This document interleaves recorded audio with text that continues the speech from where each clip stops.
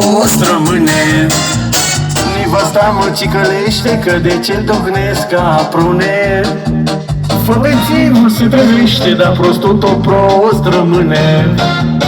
Și o lună, și o lună, și un an aș dormi, mi-aș face pat lângă cazan.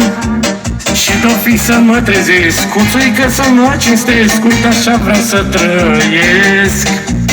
Și o lună, și o lună, și un an aș dormi, mi-aș face pat lângă cazan. Și tot fi să mă trezesc, cu țuică să mă cinstesc, uite așa vreau să trăiesc. La mulți ani, Vigilen, mulțumim domnul primar, domnul George.